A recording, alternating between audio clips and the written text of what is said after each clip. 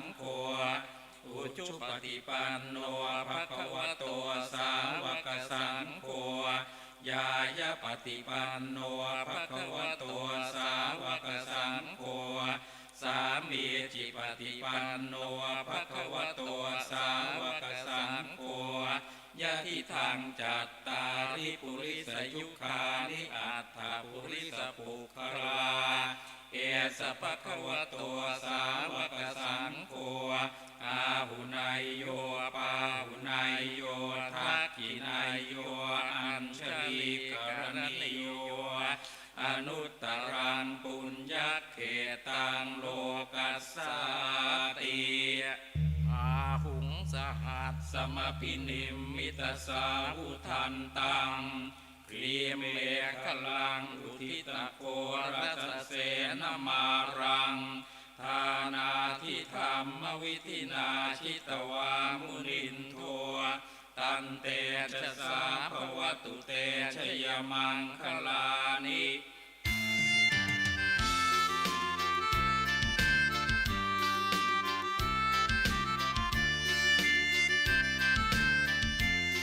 สมเด็จจอมมุนี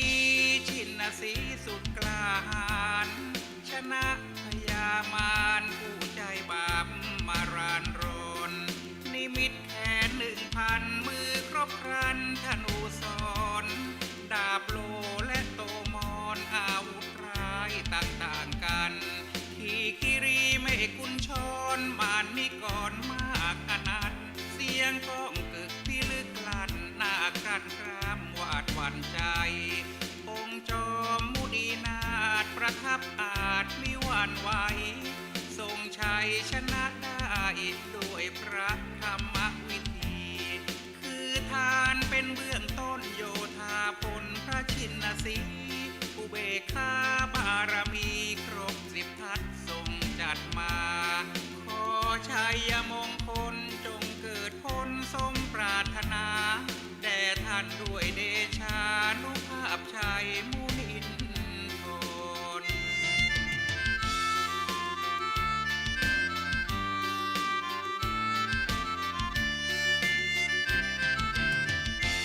มาราติเลกมพิยุตจิตสัพพรัตติง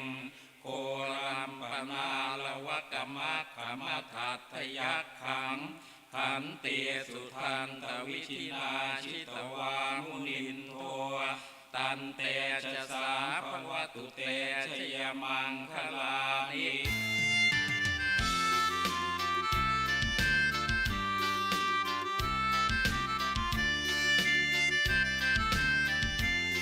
สมเด็จจอมมุนีชินสี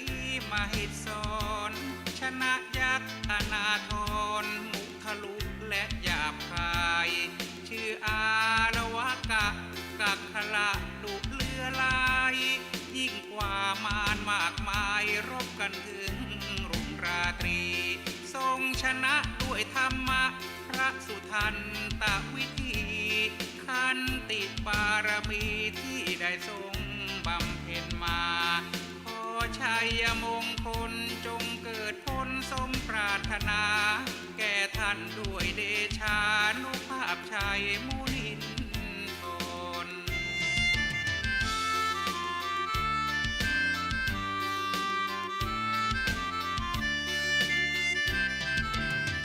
นาราธิริงขจวรังอติมัตตภูตังทาวัคคิจักกมสเนวสุทารุนันตังเมตตัมพุเสกวิธินาชิตวามุนินโทตันเตชะสาภวตุเตชยมังคลานิ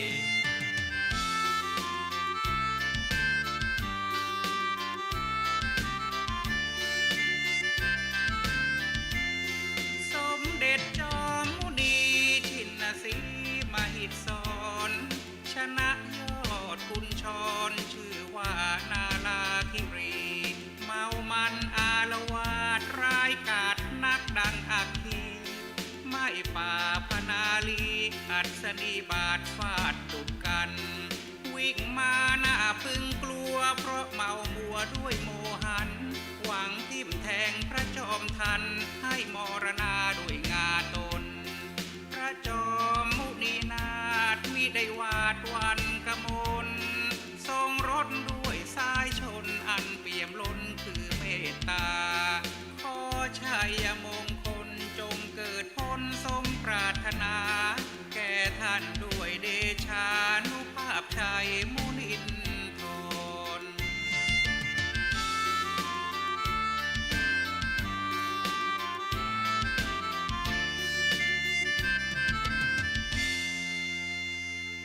อุคิตตขักขมติหัตถสุธารุนันตัง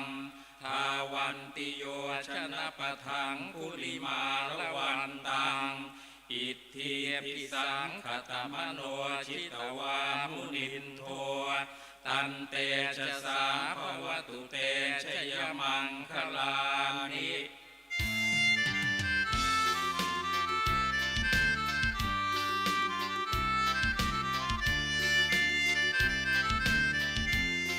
สมเด็จจอมมุนีชินสีมหิดสอนชนะจอมโจรจรชื่อว่าองค์ภูมิมานเนื้อดาบไล่ติดตามสิ้นสามโยชน์วังสังหารพ่ายแพ้องค์ทรงญาณด้วยแรงฤทธิ์พระศาสดาขอชัยมงคลจงเกิดผลสมปรารถนาแก่ท่านด้วยเดชานุภาพชัยมุนินทร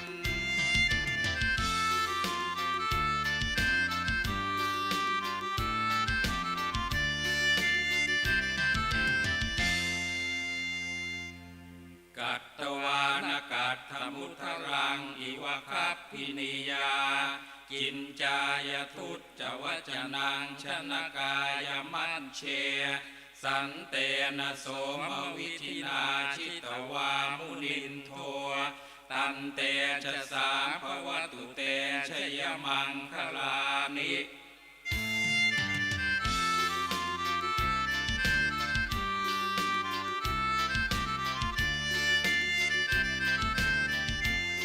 สมเด็จจอมมุนีชินสี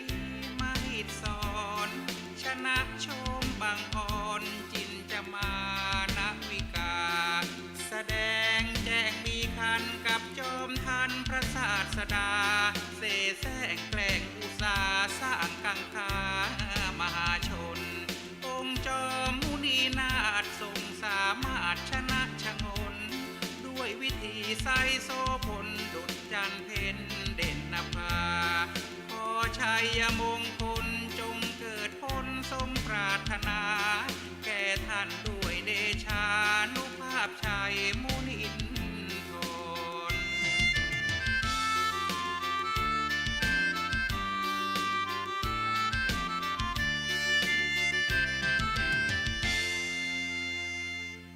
สัจจังวิหายมติสัจจกวาทเกตุงวาทาพิโลปิตมนังอธิอันทภูตังปัญญาปฏิปัชาริโตชิตวามุนินโทตันเตชะสาภวตุเตชยมังคลานิ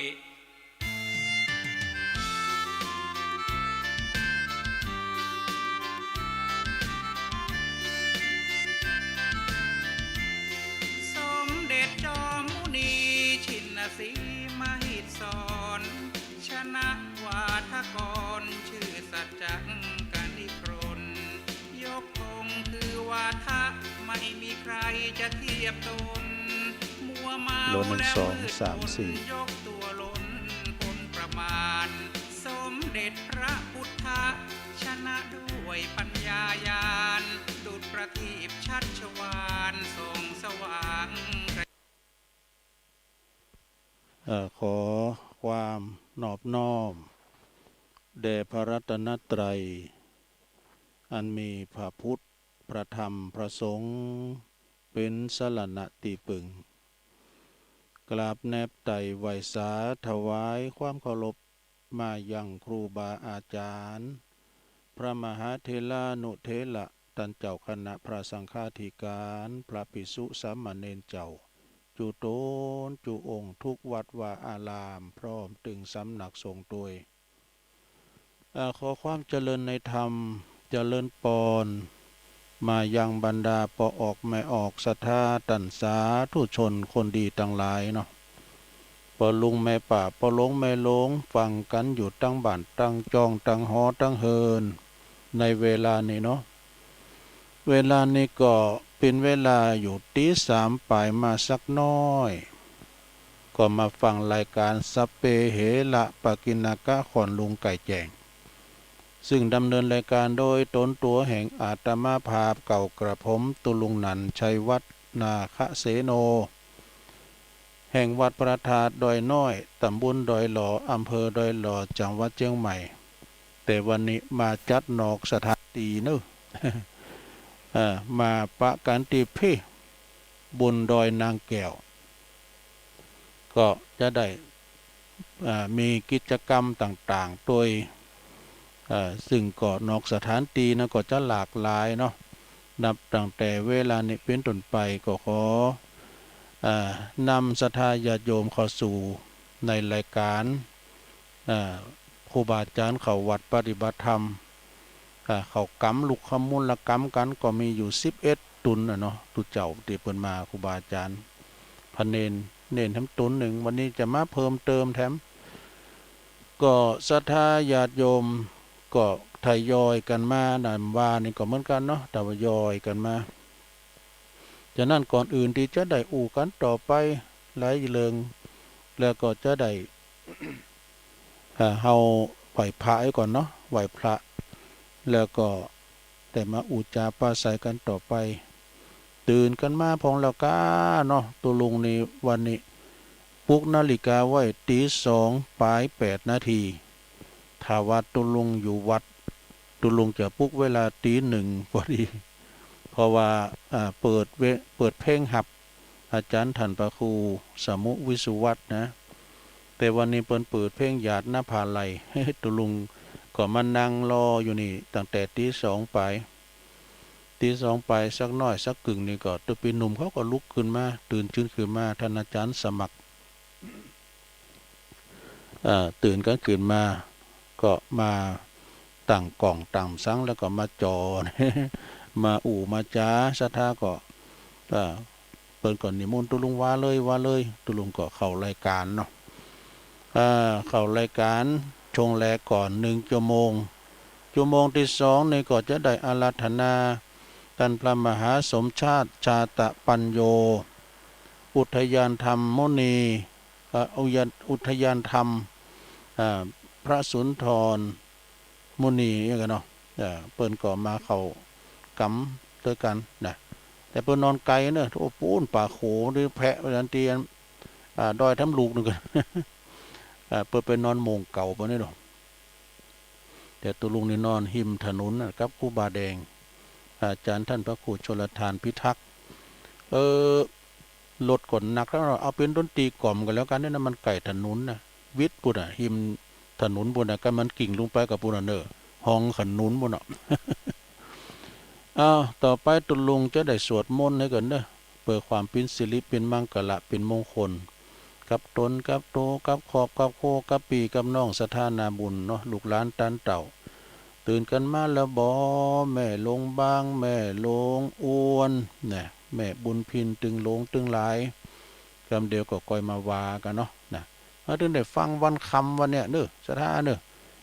ไกลรับก่อนนอนไกลนอนก่อนรับฟังกันไปจนถึงคืนปุ่นนะวันนี้ตัวลุงได้เอารายการคืนอย่างต่างๆมาทายก็ไม่ได้หรอกเอาiPhone หน้าแตกข้างตัวลุงก็เอาวิดีโอโทรศัพท์ถ่ายก็ไม่ได้ก็เลยไม่ได้ตั้งสถานีเนาะจะไหวพระกันเนอสถานเนอพร้อมกันเนาะ อะระหังสัมมาสัมพุทโธภะคะวาพุทธังภะคะวันตังอภิวาเทมิสวากขาโตภะคะวะตาธัมโมธัมมังนัมสสามิ สุปฏิปันโนภะคะวะโตสา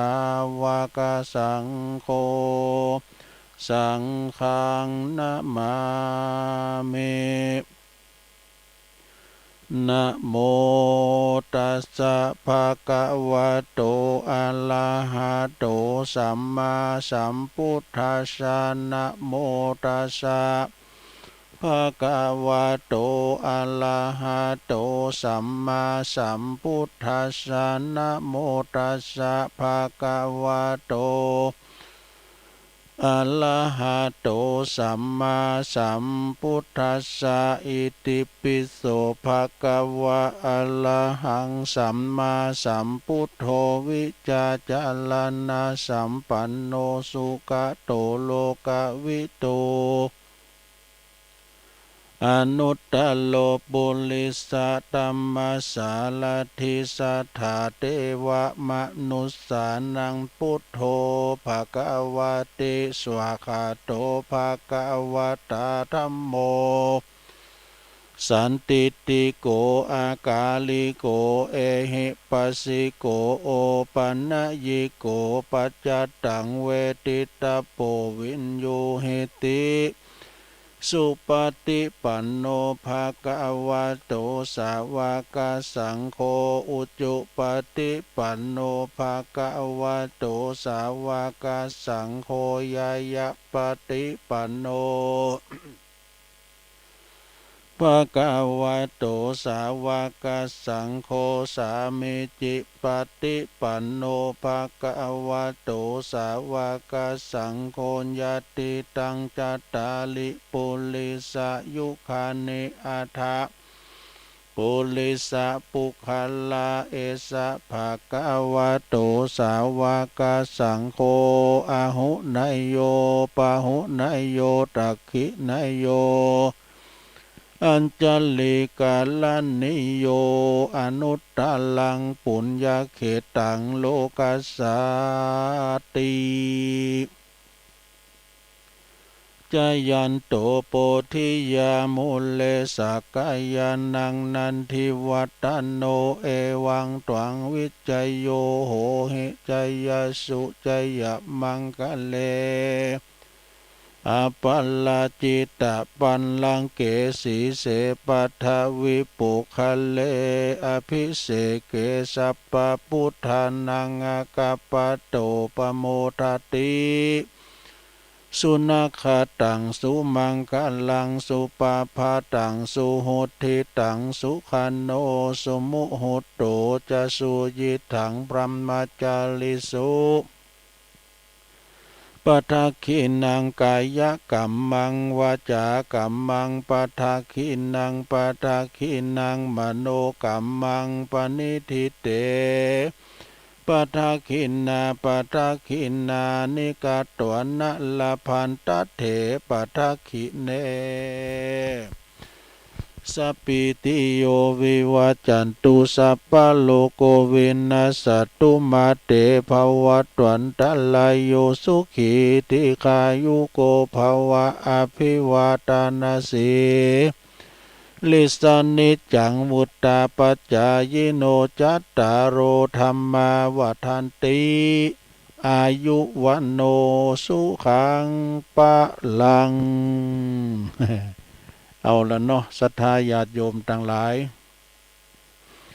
ตุลุงก็สวดมนต์กล่อมไปนะขอคุณพระติตไลยรัตนะผ่านแผ่ว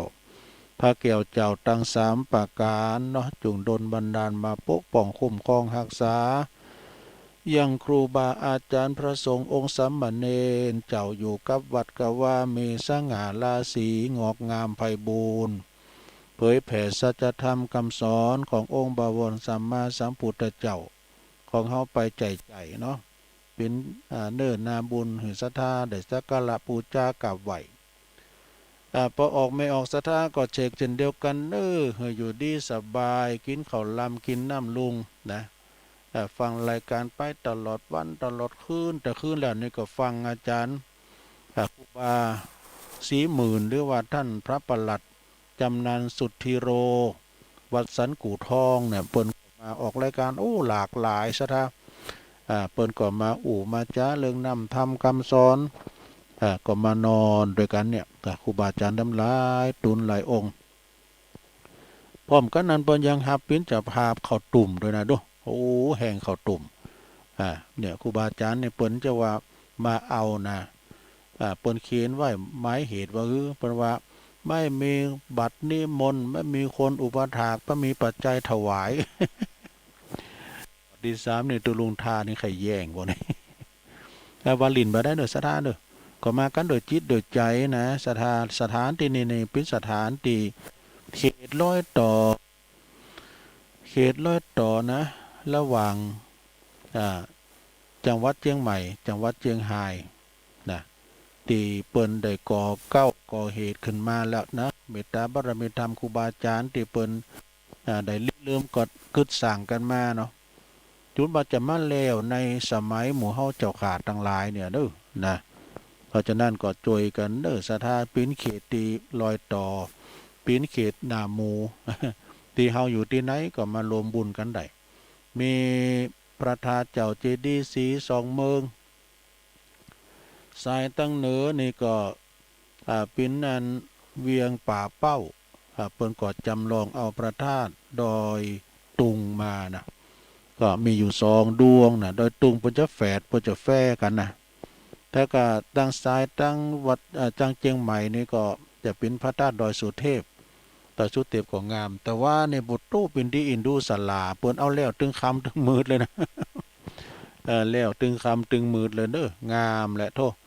แต่ว่าในศาลาเก้าเพิ่นก็มาหมดเด้อศาลาเก้าก็มาแปลงตีซุปซับปะทนแถมนะอยู่ตั้งหลุมศาลาเก้าอยู่ตั้งปลายก็วันนี้ศรัทธาญาติโยมทั้งหลายก็จะมีศรัทธาทยอยกันมาตุลุงก็บ่ได้เอ่ยว่าดังสถานีวิทยุน้องสถานตีได้ตุลุงก็จำบ่ได้นะทีแรกก็จะถ่ายมานะมันโทรศัพท์ตุลุงนี่มันโลนเลยถ่ายก็ไม่ได้เริ่มได้ส่งไล่หยังสักอย่างแล้วนะมันถ่ายบ่จับมันจะหื้อโหน่ะมาปะกันวันนี้ก็ศรัทธาตรงกับวันที่8วันนี้เนอะศรัทธาบ่าวันที่7บ่านี่ก็เป็นวันเริ่มงานลองไฟกันวันนี้ก็เป็นวันถวน8เป็นวันพุธวันนี้กันเนาะจันนั่นก็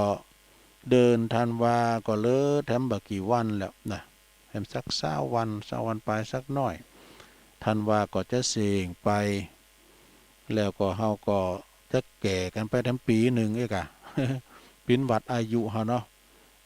มันอายุของคุณเฮานี่มันมีขึ้นมันมีลงดอกเดี๋ยวนี้อย่างตุลุงเขานี่ขาลุงแล้วก็เป็นบอกไฟก็ดำลุงแล้วก็แหะเนาะ อย่างที่เปิ้นปรุงขึ้นนี่ก็มีอย่างน้องเจเขานี่กำลังปรุงขึ้นเด้อโอ้กินหยังก็เป็นลำหมดนะกินข้าวอย่างม้า เปิ้นว่านะกินข้าวลำนะกินข้าวลำอย่างม้าไอ้นะเนาะก็อุจากันไปวันนี้มาปักกันชั่วโมงนึงเนาะสะดาแบ่งบ่ายกันนะเมตตาบารมีธรรมอาจารย์ท่านพระมหาสมชาติชาตปัญโยซึ่งเปิ้นก็มีจิตอาสามาทุกครั้งทุกคราวก็มาปะกันเนี่ยนะที่เราจะไปสวดมนต์ข้ามปีพวกจะไปเข้าดาวธรรมกันนะที่วัดของเปิ้นบุญนะลำปางบุญเด้อวันที่31นะที่อุทยานธรรมพระมุนีพระสุนทรมุนีนะก็ไปรวมกันปุ่นเนาะเอาละมาปะกันวันนี้ก็เอาอันนี้มาไว้กันศรัทธาญาติโยมทั้งหลายมีข้อคิดตั้งธรรมนะการเฮาใส่แว่นตาแล้วเฮาอันใส่อันนี่นะมันจะฮื้อเฮ้ยแก้วแว่นตามันโมเฮ้ยการเฮาใส่อันแมทนี่นะความเป็นอย่างอดเอาเนาะอะไรคือวาสนานี่วาสนานี่กตะอย่างก็เนี่ยปุเพกตะปุญญาตาก็คือเฮาสร้างคุณงามความดีไว้จัดปางก่อนนะก็เลยมาปิ้นวาสนามาปบมาปะกัน10อย่างนะ1ถึงแม้นว่าเราไม่ร่ำรวยแต่ก็บ่คัดสนนี่เนาะสะดาปิ้นนี่ปิ้นขาไปเนี่ยดีสะดา การเฮากึดเฮาสร้างเนี่ยปิ้นหนีปิ้นขาเปิ้นนะบางทีนี่ศรัทธาวัดแต่ละวัดนี่นะเปิ้นได้เงินเป็นแสนเป็นล้านหักแล้วเหลือหน่อยเดียวนะอันใดกฐินนี่เนาะก็มีในหมดก็เปิ้นมาปลดหนี้เหือมันเป็นหนี้อยู่หั่นแล้วเนาะแต่มันเป็นหนี้อยู่หั่นแล้วก็เลยว่ามีศรัทธาเปิ้นมาตอดกฐินมีเงินตะฮือก็เอาไปบุบหือศาลาเฮ้หือตั้งร้านปูนบ่แน่เอียเพราะหยังเพราะว่าเฮากึดเฮาสร้างมาก่อนพอดีก็เปิ้นมาปลดหนี้เนาะถ้าเปิ้นมาปลดหนี้เฮาก็จะปิ้นหนี้เปิ้นอยู่หั่นเนาะปิ้นหนี้นี่มันจะโมนนะเปิ้นว่ากินอิ่มนอนบ่หลับ มันกึดพระพุทธเจ้าบาลีเปิ้นก็ดึงตรัสรับรองไว้เนาะอินาตันนังทุกขังโลเกการปิ้นหนี้นี่ปิ้นตุกในโลกก็อดเอาเด้อซะนะเด้อกอยทยอยจ่ายไปนะไว้ปิ้นหนี้ตึมหูซะดาตุลุงเคยปิ้นหนี้มาแล้ว เอาไม่ร่ำรวยแต่ก็ไม่ขัดสนเนี่ยของเฮามีอยู่พอกินเนี่ยเป็นดีที่สุดเด้อศรัทธาเด้อจะไปฟุ่งเฟ้อจะไปก่อหนี้ยุคนี้สมัยนี้สมัยเนี่ยแปะไปเจอหยังเปิ้นมาการผ่อนเป็นเดินก็เด้อก็ครบเดินเด้อก็ครบเดินโอ้มันอย่ามาโวยเด้ เอาต่อไปข้อที่2ที่บ้านเฮานี่มีคนเจ็บคนป่วยนี่ก็ดีที่สุดเด้อบ้านเฮาอยู่ครบกันพร้อมหน้าพร้อมตามีคนเจ็บมีคนป่วยกินข้าวน้ำกินข้าวลำกินน้ำลงกันนี่ก็มีความสุขแล้วนะข้อที่3พ่อแม่ลูกอยู่พร้อมหน้าพร้อมตากันอันนี้ก็จะเป็นความสุขในข้อที่3นี่นะอย่างสมัยแต่ก่อนนี่พ่อแม่ลูกนี่ลูกเปิ้นหนักเนาะโตขอกไหนนี่มีต่าง6ต่าง7ต่าง8นะก่อนนี่มันมียาคุมก็จะได้หมู่เนาะคุณก่อนนี่เปิ้นมีลูกหนักลูกหลายเปิ้นแผ่ลูกแผ่หลานน่ะแผ่นามสกุลดูใหญ่หน้ากาบ้านมาแล้วบางพองเปิ้นก็ไปเสาะเยการทำงานที่อื่นที่ไกลบางพองก่อนนี่เปิ้นบ่ค่อยศึกษาหำเห็นซะตัวใดนะเพราะว่ามีเงินมีทองแต่กำไผเฮนจบนี่ก็ได้เป็นครูน่ะ ได้เป็นครูเป็นบ้าไปถ้าเฮนบ่จบนี่ก็เยะให้ใส่หน้าไปก่อนนี่หน้ามันหนักโลไทยหน้าจางก็ยังก็พอดีละไทยหน้าก็เยอะให้เยอะหน้าก่อนนี่เปิ้นอยู่กับตุงกับหน้าหรอกนะลูกหนักลูกหลายพ่อแม่ก็สบายถ้าเฒ่าแก่มากก็ลูกคุณนั้นก็มาแอวหาเนี่ยเขาตกเป็นฝั่งเป็นฟ้าไปแล้วก็มาแอวหาลูกหลานติมบ้านติมจ้องมันจะหมุนเนาะนั่นนี่หมุนสำหรับครอบครัวที่เปิ้นมีลูกหนักลูกหลายนะกำก่อนก็เล่งก่อนก็เอายางในลูกมันถีลูกเนาะปี2ปีก็มีลูกก็ลูกหนักลูกหลายก็อย่างเศรษฐีเรียนไผอาจารย์เน้นหลักกะเปิ้นเราเศรษฐีอยู่คนเดียวปกลกอันใดก็มีกูสิ่งกูอย่างมีลูกสืบสกุลว่ะนะไอ้กินเหล้าก็ไปเซลดึงวันให้กินเหล้ามาว่าเศรษฐีเนี่ยมีความสุขมีลูกมีหลานอยู่คนเดียวเดียวโดดอย่างเฮาเนี่ยถึงแม้เฮาจะเป็นขี้เหล้าลูกมีตั้ง3ตั้ง4 เนี่ยก็เศรษฐีก็มานึกแล้วคุณเฮานี่สร้างบุญมาเหมือนกันมันเป็นคนขี้เหล้าซอว่าหากินบกดินสินต่อมีลูกมีเต่าเฮานี่มีกูสิ่งกูอย่างเนาะเขานำกำกินเขาของสัมปติให้นาปาตั้งมีกูสิ่งกูอย่างแต่มีลูกนี่ศรัทธาญาติโยมเนาะมันได้สืบสกุลนะถึงไหนล่ะก็มีพ่อแม่ลูกอยู่กันพร้อมหน้าพร้อมตาเนี่ยยังก็ช่วยกันลุ่มกำเดียวก่อนแล้วก่อนลูกเปิ้นนักก็แต่หน้ากาบ้านมาพ่อแม่ก็สบาย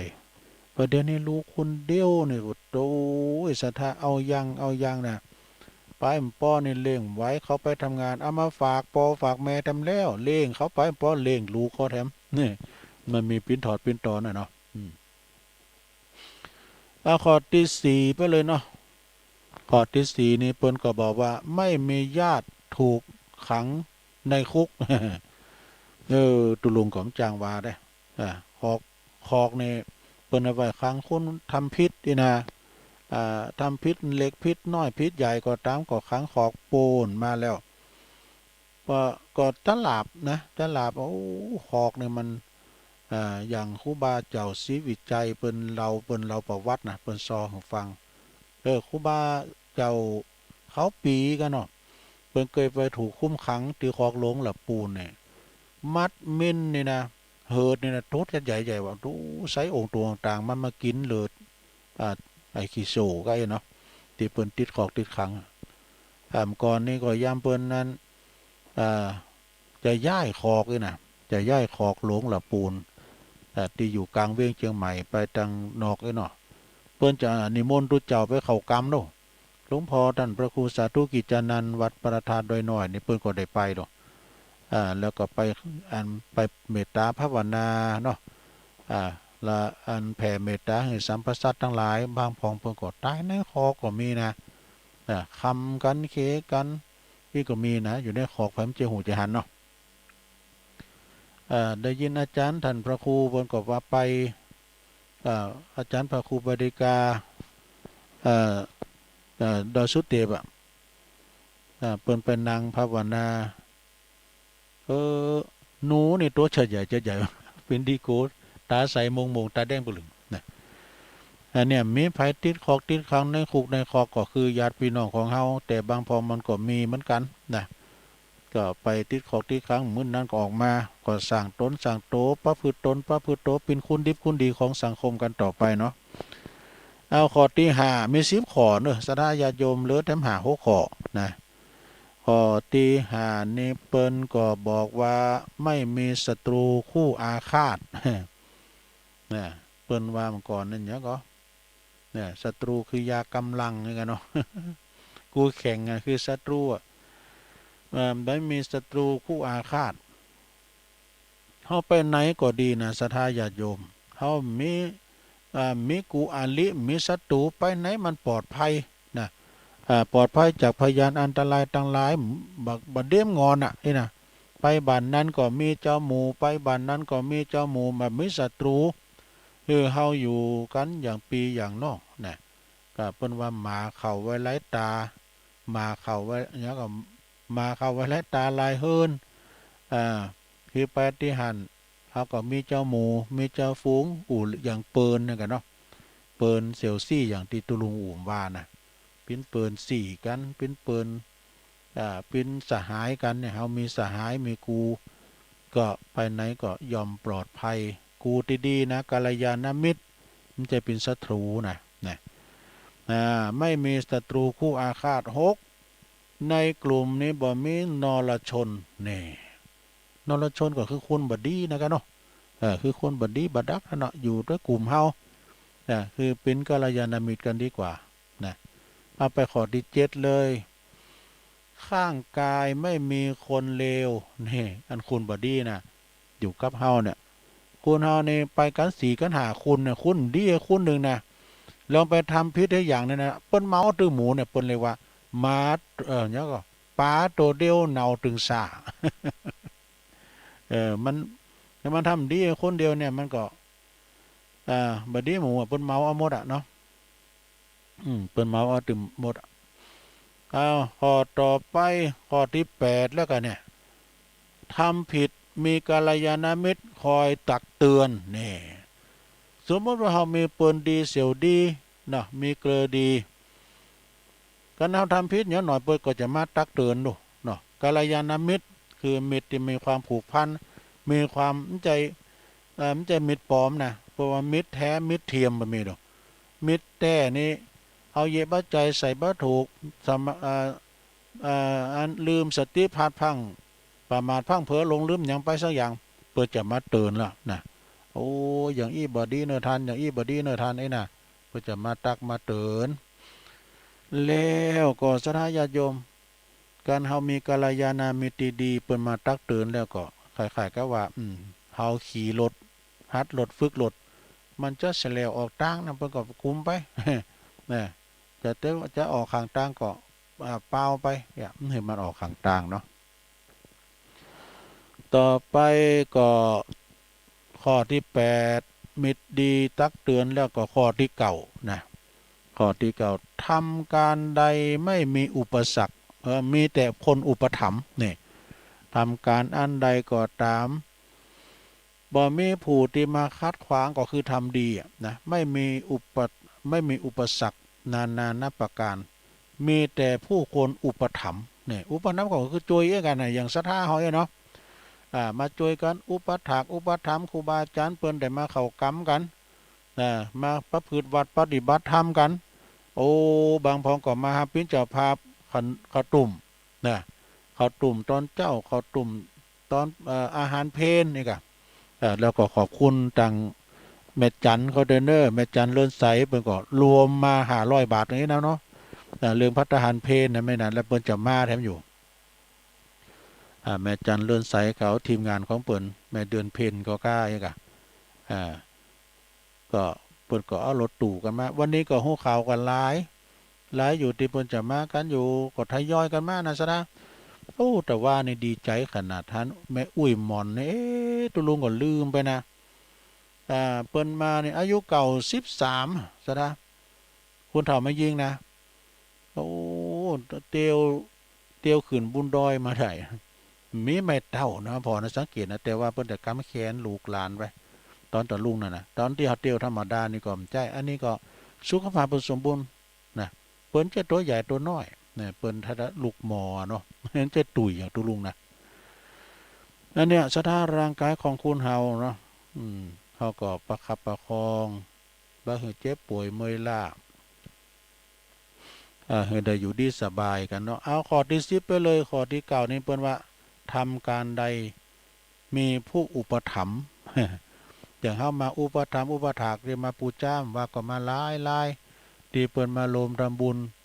แล้วก็มาบรรจุวัตถุมงคลก็มาปูจ้าเอาเนี่ยสถานญาโยมสถานที่นี่ก็ไม่ใช่กว้างสักเท่าใดนะแต่ว่าเฮาก็ทยอยกันมามีโพเงินโพทองโดยโอ้งามนะคุณก็มาอุปถากอุปถัมภ์อย่าแม่อุ้ยหยังก็ว่าเนี่ยเพิ่นมาตานผ้าห่มนะโยมสุมาลีใจตาเขานี่ผ้าห่มผ้านุ่มโอ้อุ่นดีนะข้อที่9ข้อสุดท้ายเนาะข้อสุดท้ายข้อที่10เนี่ยข้อที่10นี่ก็มีผู้รู้เป็นกัลยาณมิตรเป็นสหายเนี่ยก็เหมือนกันเนาะมีผู้ที่มาเป็นกัลยาณมิตรตักเตือนนะตลอดเวลาคุณเฮาอยู่กันสังคมหลายนี่ก็จะต้องอย่างเอี้ยวซะนะมี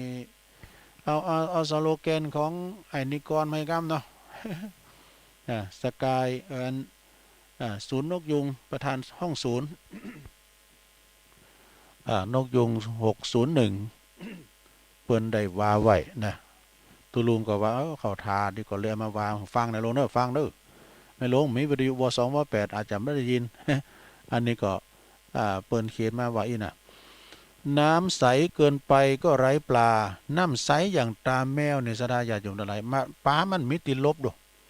มันหันเป็นโตเป็นติ่นนะวิดีโอศัตรูมาหันใส่นะคุณมาหันใส่เปิ้นก็จะเอาสุ่มมาซักเอาไว้นะเอาสุ่มตังไว้ได้ไง เอาสุ่มหูจักสุ่มมาหรอที่เปิ้นจะซุ่มกันนะกะที่เปิ้นจะซุ่มกันนะ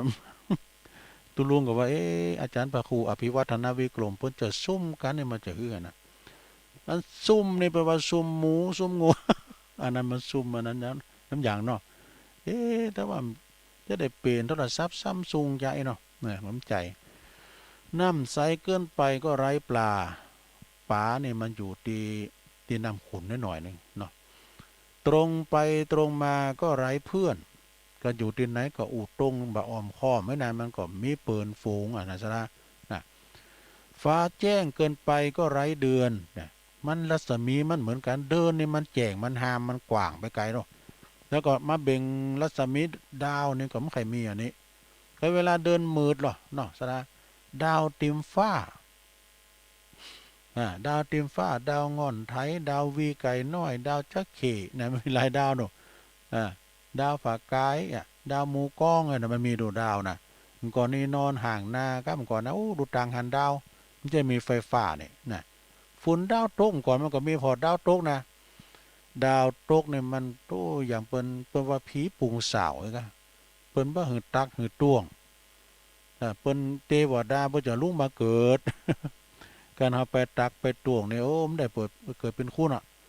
เป็นสัตตลิสานไว้ว่านะคุณเฒ่าเพิ่นสอนว่านะฟ้าแจ้งเกินไปก็ไร้เดือนซับซ้อนซ่อนเงื่อนก็ไร้ใจเนี่ยจะไปซับซ้อนซ่อนเงื่อนกันเน้อก็ไร้ใจมีพร้อมเกินไปก็ไม่ดีเนี่ยบกพร่องเดี๋ยวก่อนเน้อลงเน้อแมทมันปิดหูดังมีคนว่าอันเดี๋ยวเข้าอะไรแล้วมันจะมีภัยมาตัวนี้ เมครูยากศนว่าทำไมไม่ใส่แมสลงใส่แมสไม่เนี่ยคนกำหลายคนไอ้ แต่ตอนนี้มีตุลุงกำคนเดียวอยู่นะบกพร่องเกินไปก็ไม่ไหวนะแล้วก็ลุ่มหลงเกินไปก็หนักใจเนี่ยคิดมากเกินไปก็หนักตนไปกึดหนักในหลงนะกึดหนักในความคิดขึ้นนะเดี๋ยวความดันขึ้นนะมะอ่อนน้อมถ่อมตนก็เสียเชิง เข้มงวดเกินไปก็เสียคนนี่ยอมให้ทุกผลก็เสียการพอให้ได้พอก็พอดีหยวนท่วนทีให้พอผ่านนี่เงียงหูหลิวตาพอประมาณสงบคำรออ่านผลงานจริงได้รับมาแล้วอ่านแล้วก็ช่างเตือนใจเนี่ยเตือนอกเตือนใจเนาะ เอามาขันรายการได้สดาเนาะตอนนี้ไปเจ้าเรานิทานเนอะสดาเนอะเรานิทานนี้ก่อนนิทานวันนี้ผมป้อมบนสักตะใดอะนะนิทานชาดกเนอที่ยกมาอันนี้ผมได้เอาตรงโน้นเนี่ยยิ่งลำอันนี้เดินทางเป็นว่าชีวิตคนหนึ่ง ชีวิตความแก่ความเจ็บความตายนั้นเป็นธรรมดาเป็นว่าชีวิตคนเรามีอยู่หนึ่งหนทางเดินของตัวเราเองนะหนึ่งยิ่งลำบากก็ยิ่งต่อสู้เข้าไปเนื้อคนสู้ชีวิตนะสู้เข้าไปเหมือนแม่เพนเจเป็นว่าคนสู้ชีวิตเนี่ยก็ลิขิตเกินร้อยเองข้อที่สองยิ่งดียิ่งถ่อมตนจะไปปุขุนไปไหนเนี่ยเป็นว่าจะไปอดลวกเตอเอางาวไปก่อน คำขวัญของสุภาษิตจีนแปลว่าโง่ไม่เป็นใหญ่ไม่ได้เนี่ยแล้วก็สามยิ่งแย่ยิ่งต้องเชื่อมั่นนี่สี่ยิ่งมียิ่งประหยัดมีเงินมีคำเนี่ยไปกินสุรุ่ยสุร่ายเศรษฐียังขอทานนะพร้อมยังพร้อมไม่มัดทะยัดไม่อดออมนะจ่ายมือซื้อกินยังเสียงกันหลายปอแม่ตายละเนาะลูกเศรษฐีนี่จะบัดใจจางบัดใดอันธนุถนอมปัจจัยสมบัติของปอของแม่เอาเขากินหายใจเสียงไปเลยขายเฮินเศรษฐีขายเฮิน ยิ่งแย่ยิ่งเชื่อมั่นยิ่งต้องเชื่อมั่นนะแล้วก็ข้อที่สี่ยิ่งมียิ่งประหยัดนะประหยัดไว้ในโรงเนอจะไปกินง่ายใจโอยไว้คาบหน้าอย่าเฮากินข้าวโอ้ยคาบนี่อิ่มแต้อิ่มว่าคาบหน้ามันกินก็ได้ก้าถึงเวลามันหิวอยู่เนี่ยข้อที่ห้านะยิ่งหนาวเหน็บยิ่งหนาวเหย็บก็ยิ่งมีน้ำจิตน้ำใจให้มิตรให้เพื่อนนี่อันนี้นะอันนี้ก็กลมๆนะสถาขอบคุณแม่ทองคำพรหมมินเนอร์พี่น้องปุ้นเมแตงนะก็ยังมีนิทานนะที่ท่านเล่าให้ฟังซะนะนิทานเรื่องนี้ก็จะซับซ้อนหน่อยนะจือมันเป็นในบาลีนะจือเป็นในบาลีแล้วก็เป็นอันเรื่องนกนะเปิดว่าวันนี้ขอเสนอนิทานกันทละกะชาดกเรื่องนกหัวขวานตายเพราะไม้แก่นเนี่ยนกหัวขวานนี่มันโหมันงอนมันอย่าโหขวานนะหลวงแล้วก็มันซักเอาไม้แห้งครับอย่างนี้นะซักไปซักมาปุกปักก็เดี๋ยวได้กินนอนแล้วเนี่ย นกนอนตายเพอนกมาแห่นะในครั้งสมัยหนึ่งเนี่ยพระพุทธเจ้าเฮาประทับอยู่ที่วัดเชตวันในกรุงเมืองปาละสาวัตถีทรงปรารภพระเทวทัตนะที่เลียนแบบอย่างพระองค์แล้วก็ถึงความพินาศได้ตรัสอดีตนิทานมาสาธกว่าในการละครั้งหนึ่งนะเมื่อนานมาแล้ว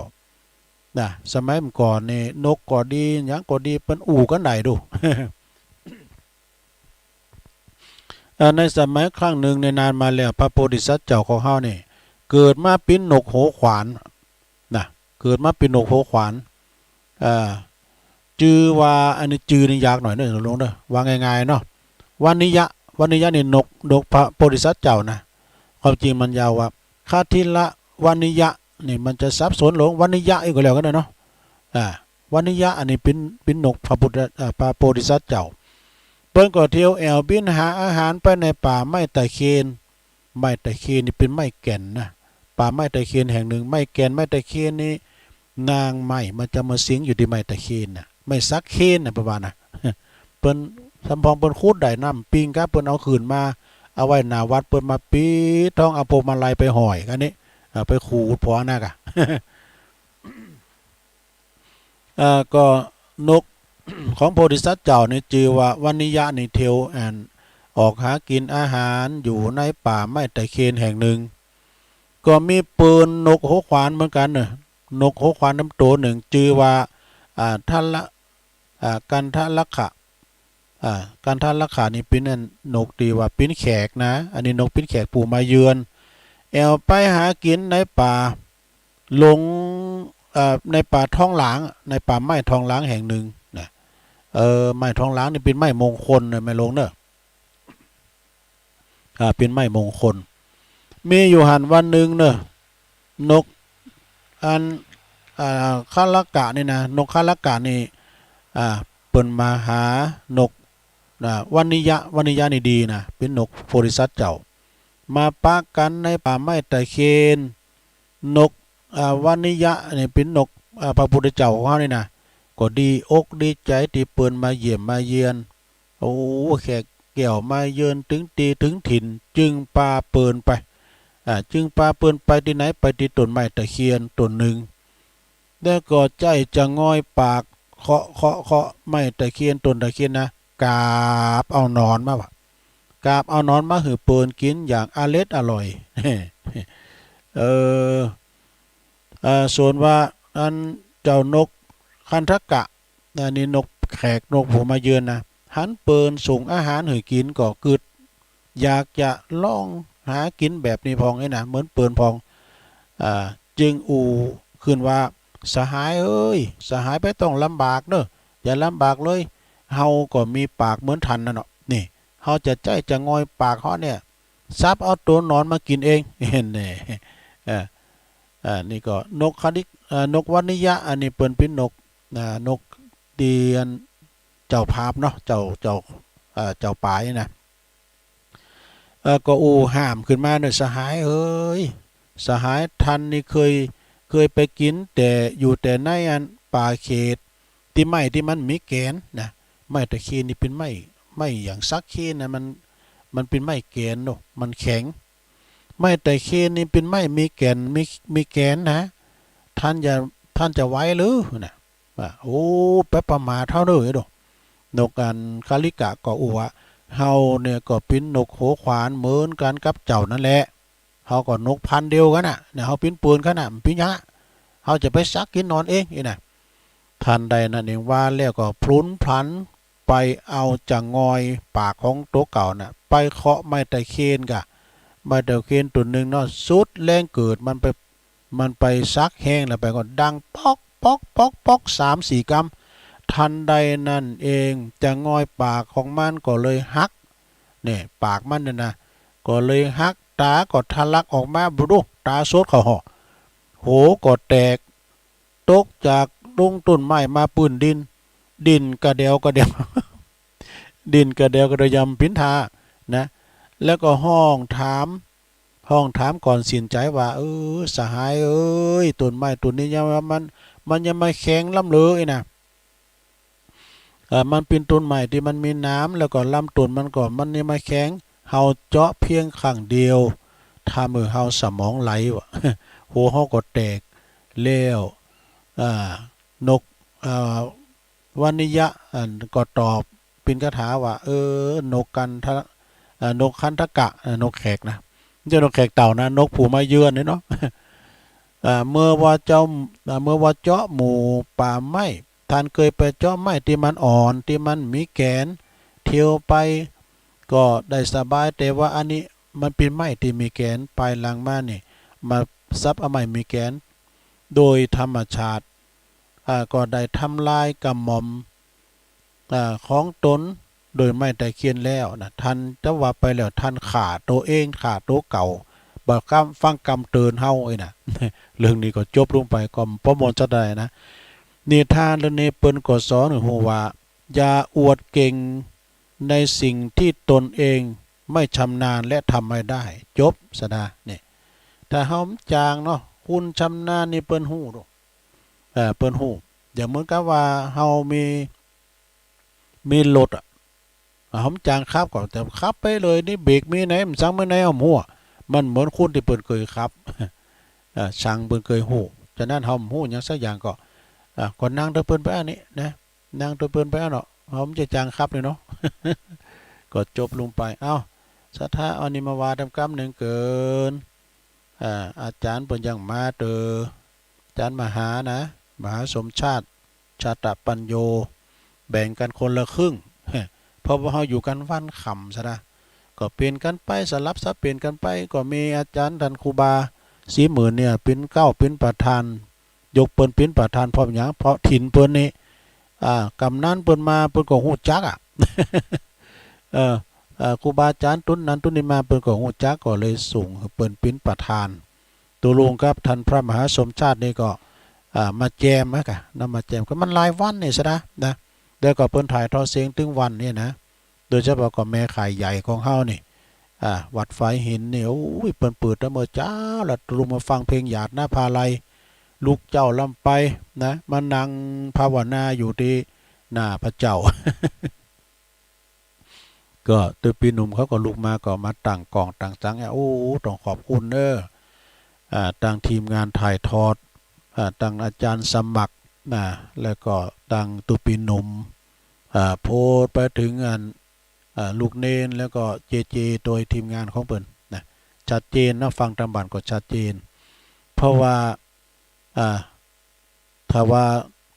อาจารย์ท่านพระครูสมุวิสุวัตรเปิ้นก็ว่างดรายการอื่นๆจะเอาเป็นแม่ขายถ่ายทอดเสียงอันนี้ก็ความดีนะศรัทธาญาติโยมหูตากว่างไกลอีแม่เขาไม่ได้มาก็หันบรรยากาศในงานนะหันพัฒนาเจดีสีสองเมืองหันเปิ้นจอมเปิ้นวัตถุมงคลหันตัวลงจัดรายการอยู่นี่น่ะ แต่อันก็ได้ฟังเสียงวิทยุก็ฟังเสียงไปดูเนี่ยอันนี้เขาก็ไปตอบแทนบุญตอบแทนคุณเปิ้นวันที่เก่ามกรานะเปิ้นก็จะมีการตอดผ่าป่าเปิดสถานีจัดตั้งห้องส่งใหม่โดยครูบาอาจารย์พระสงฆ์องค์สังฆเจ้าก็จะไปกันหลายอยู่อาจารย์สมณเณรเอาหลักเจเปิ้นก็จะไปนอนตุลุงก็จะได้สั่งตุปีหนุ่มนะปัดโมงกระต่ายตุลุงด้วย ตุลุงก็จะไปนอน เพราะว่าถือว่าเป็นปีปีน้องกันศรัทธาญาติโยมนั่นหลายเพราะว่าวัดไฟหินมอชอของเฮานี่เปิ้นอำนวยความสะดวกกูอย่างวันค่ำคืนโฮงน่ะสถานีประตึมปิตุปินแม่ขายใหญ่นะธรรมะวัดว่าอารามครูบาอาจารย์ตุนได้เปิ้นก็มาได้ออกหมดเปิ้นอยู่เบื้องหลังความสำเร็จของตุเจ้าหลายก็หลายตุนนะอาจารย์วิสุวัตรเนี่ยนะอันนี้ก็มีแต้มกำนึงในลงเปิ้นว่าอันสิ่งที่มันบดีอยู่อย่างหนึ่งนะมีอย่างบอกว่าหมาสมมุติสมมาในรถหมาลืมเจ้าบ่าวลืมนายฝ่ายลืมอีดเมดลืมฝน คุณลืมโตโง่ลืมตีนมันตึงหากินบ่ขึ้นดูโอ้เขาทาได้เนยซะฮะ ม้านี่มันลืมเจ้านี่มันเคยมีนะม้าลืมเจ้าเนี่ยม้าลายเฮิร์นนี่จะมีอยู่ม้าเนี่ยสมเด็จมันโดนเบียดเบียนลำไปเจ้ามันคำบอกกันเนี่ยหนีไปอยู่วัดมันก็มีนะตัวเจ้าก็เล่นดูจนตุยปีดีงามเนี่ยจนใหญ่นากาบานมาเนาะม้านี่3 ปีนี่บ่ลืมเจ้าซะนะบ่ลืมเจ้านะม้าเนี่ยมันมีความจงรักภักดีอย่างตุลุงเคยเล่านะมันให้หือเขาอาหารมันก็ดีใจมันก็เป็นสัตว์ที่ว่าง่ายอ่อนคุณดี ตุลุงก็ปิ้นโหงหรือหันหา6 โตน่ะที่วัดปุ่นน่ะหรือหันหา6 โตก็ฝากกับลูกพระลานเน้นก็ไปลืมเนี่ยพอมันพองเด้อเขาได้มันก็กินนะเอาโซ่ยังมันโหปลาทูเข้าไป ปิ้นโหงมันก็นะบ่าวลืมนายนี่จะได้ลูกจ้างลูกจ้างขาทาสบริวารนี่เปิ้นบ่ลืมนายหรอกนะเปิ้นเคยอุปถากอุปการะก็บ่ลืมเปิ้นนะฝ่ายลืมอีดนั่นเนาะอีดไม่ลงฮู้จักโอ้วันนั้นตุลุงไปช่วยงานบุญวัดมอนห้วยแก้วเนาะเปิ้นจุลกฐินอีดอันชุดนั้นนี่แม่บ้านเขานะแม่เขานี่ก็ไว้ก็บ่ให้บ่ดีเปิ้นก็มาปั่นฝ่ายก็ปั่นมาอีดฝ่ายมาปดฝ่ายแล้วมาต่ำหูกันนี่ซะนะมิมกวักกันนี่แล้วมีโกงก็มูลไปมก่อนนี่ทั้งพี่ใดแม่ก็มีเหมือนกันแหละลงไปลิ้นแหวงแว่เปิ้นว่านะเป็นว่าเป็นขั้นตอนอย่างอ่านดูนะอีดเนาะกวักนี่มีผีนะลงเนาะกวักนี่มีผีอย่างไรเปิ้นว่าเอาผีกวักมาลงแล้วบ่ผีกวักก็มีนะสะโอ้3:48แล้วเว้ยก้าอาจารย์เพิ่นบ่มาแล้วเนี่ยอาจารย์เจเข้าก่อนน้ำอุ่นๆนึกลงสักน้อยแล้วมีก่อนฝ่ายลืมอีดเมดลืมฝุ่นเมดเนี่ยนะซะนะเอาฝุ่นเหลือมากว่าตามเอาไว้ในฟักจักเอามาพุกพวกขี้เมงกินติ๋มนั่นน่ะขี้เมงนะขี้เมงติ๋มนั่นน่ะอันนี้ก็เมดจะไปลืมฝุ่นเปิ้นว่าก้ำหรือว่าเมดคมเอาไว้ในฟักคุณรักเอาไว้ในใจนี่เปิ้นว่านะคุณลืมโตนี่ก็ไม่ค่อยดีนะซะนะโอ้คนข้างเคียงบ้านเฮาก่อนนี่โดลูกหันลูกเขาหลายสูงหำสูงเฮนเงินคำกำแก้วบ่ตึกบ่เต้าก็มายืมเฮาเนี่ยเอาเด้อก็เอาปันไปถ้าน่ะวันรุ่นมาเขาได้ดิบได้ดีย้อนลูกลืมเฮาไปนี่คุณเฮามาขี้ลืมโตน่ะก่อนนี้ปุตตูสตางค์100 200นะเอาหือเขาไปนี่เอาเด้อก็เอากับเขาสักบาทอ่ะลูกเขาปิ่นดีมีหางลูกเปิ้นเกิดเฮนจบมาปิ่นผอปิ่นครูมาลืมเฮาไปหมด เดี๋ยวปึงลูกโง่ลืมตีนนี่ก็ดีเนี่ยสถานเนี่ยคุณตุกคุณผ่านอับจนกันอยากมานะเกยตุกผ่านลำบากมาเนี่ยถ้ามังมีสิสุมาเนี่ยก็ขึ้นว่าลืมตุกไปแล้วนะแปลว่าลืมตุกเรียกว่าโง่ลืมตีนเนี่ยตึงมดตึงเสียงนี่เปิ้นว่าหากินบ่ขึ้นประมาณน่ะตึงหากินบ่ขึ้น อันนี้ก็เอามาเราสู่จู้กันฟังนะสะได้ญาติโยมทั้งหลายรอสักกำเดียวก่อนตุลุงเอาเหลือ10 นาทีตุลุงจะเปิดสายผ่อนน้องสะดาเนาะขอบคุณเนอะน้องเจเอากาแฟมาละถ้าลองเปิดสายเนอะสะดาเนอะเสียงก็หายไปเหมือนกันนะเพราะว่าตีมันโลงแจ้งต่อลองเปิดสายสะได้ญาติโยมลองโทรมาเด้อก็เดียวก็จะได้โอนไมค์ไปถึงกับอาจารย์ท่านพระครูท่านพระมหาสมชาติชาตะปัญโยเพิ่นจะได้มาต่อตุลุงนี่นะต่อลองเช็คคืนก่อนนะโยมเนอะเจริญปอนวันสารวงปอบุญมีครับปอบุญมีเมืองกลางชัดเจนดีเนาะก็คือท่านตรงสามชัดเจนดีท่านโอ้ดีละโอ้เรียกจัดปุ่นเอาเดินนังแก้วปุ่นเอาเดินนังแก้วเว้ยกะเดินนังแก้วเว้ยฟังไปติ๊กๆเด้อดวงจันทร์เดินนังแก้วเหรอเดินนังแก้วครับโอ้ขอบคุณปอบุญมีมาสายแหลกได้ครับชัดเจนเลยยินดีสาธุ089 09556506เจริญปอนกลับไปสาครับสุลุงป้าน้อยบุญปั่นมาแล้วพี่น้องฝางหนาวก็สุลุงป้ให้พอดีหนาวหรือบั่นเฮาเด้อดังไฟโอ้ไฟตุลุงเล็กนึงเปิ้นตุ่มน้ำยานะเจ้าของหมดแล้วนี่โอ้เข้าท่าดีละดังไฟอ่ะกันเต้ยมันเข้าหนาวมันจังนักอ่ะป้าน้อยแต่มาวันที่เก่าอ่ะครับผมมันพูดเข้าไปละโอ้แม่จงดีเขาเนาะขบวนเปิ้นมาวันที่เก่าหลวงพ่อจะมาวันที่11เปิ้นเอาหมู่กอกมากอกครูบาหลวงพ่อก็ได้อยู่เจ้าเพิ่นไปงานขาวดำอยู่อ๋ออันกะเป็นหยังเนาะครับผมวันพูกปากันมันพูกปากันเนาะครับผมกลับไปสาครับแต่ว่านี่เปิ้นก็ไปดอยเต่านะหลวงพ่อไปส่งน้ำศพอดีตเจ้าคณะอำเภอดอยเต่าเนาะพระครูสุจิตธรรมสารนี่ก็อายุ76พรรษา56เปิ้นส่งน้ำศพว่าเปิ้นก็ทำบุญกันไปนะเจริญปอน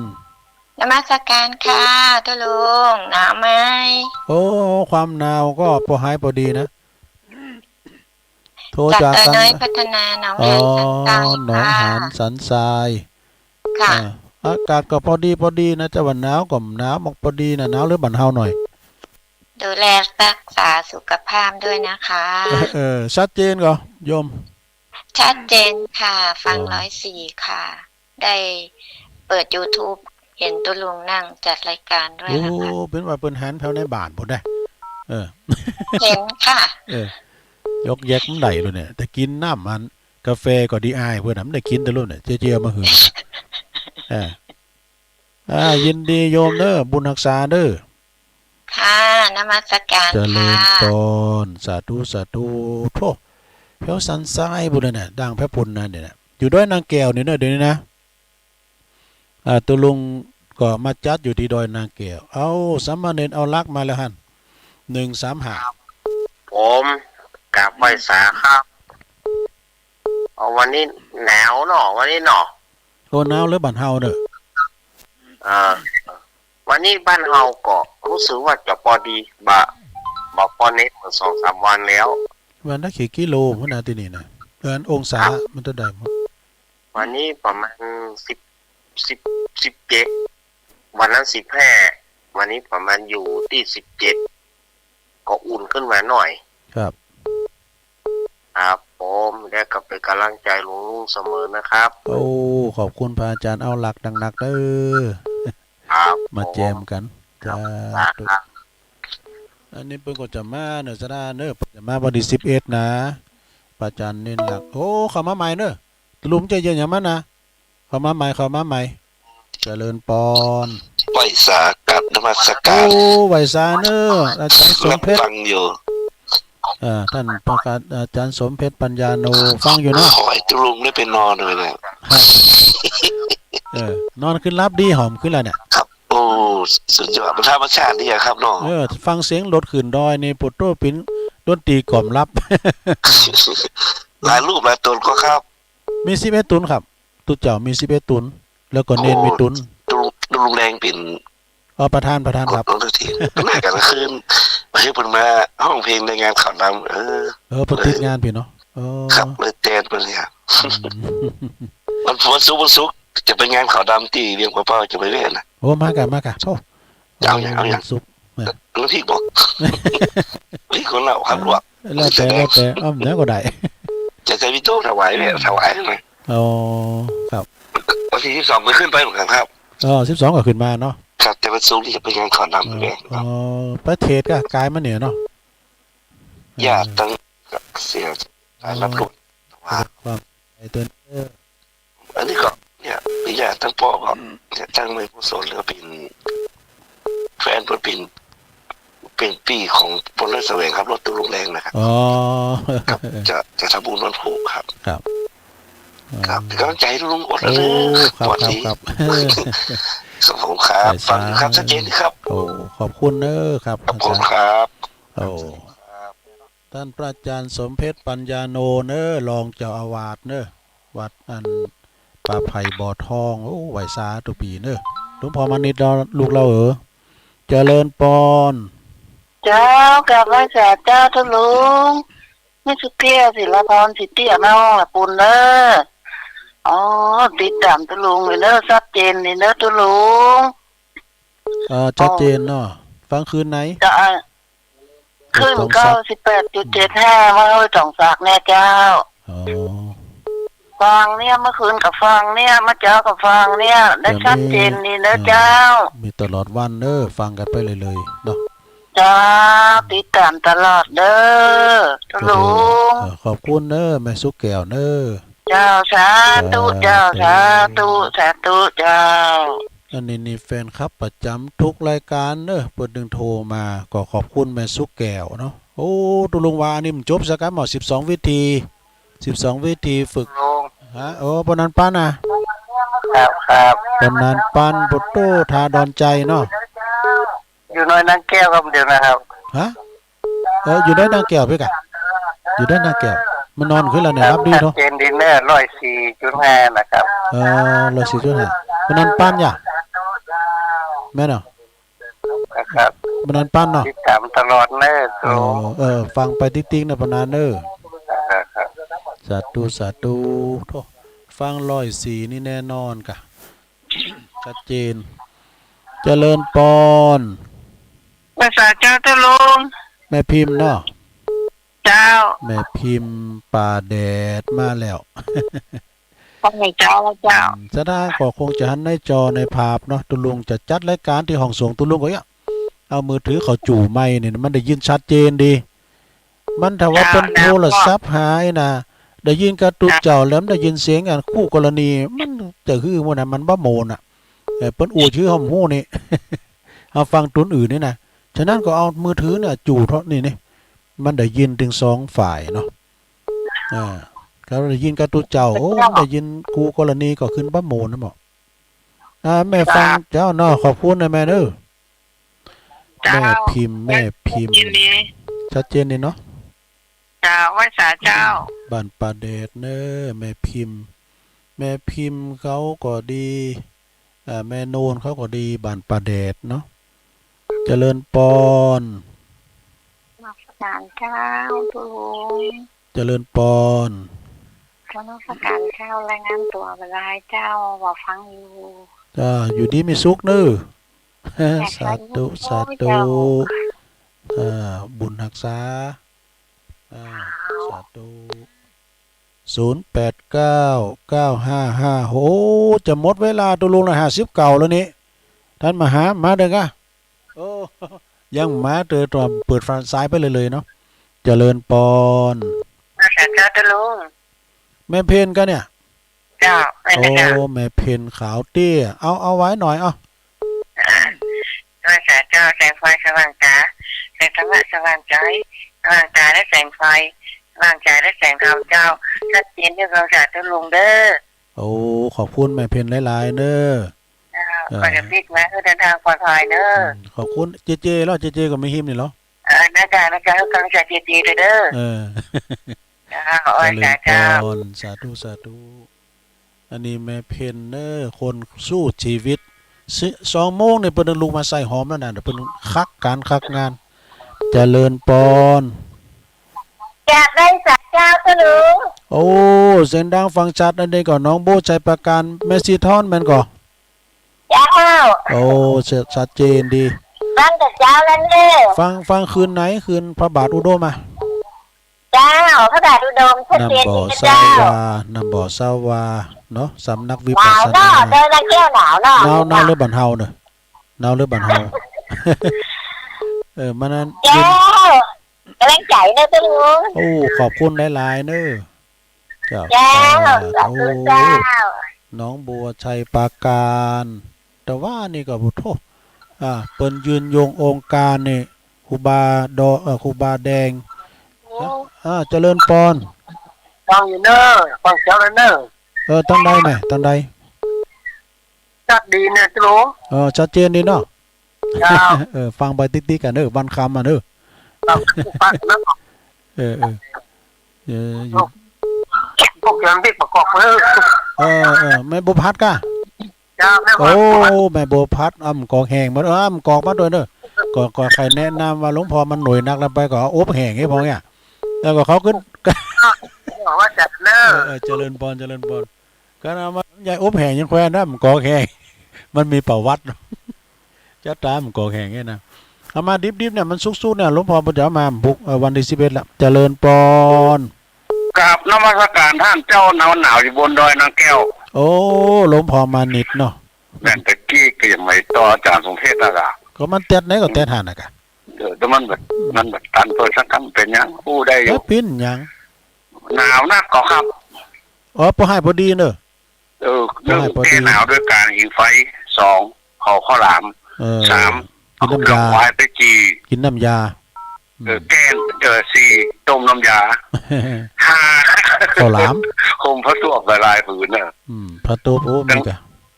ทั้งรวมนี่มีประมาณ15 องศาเดี๋ยวนี้นะ แต่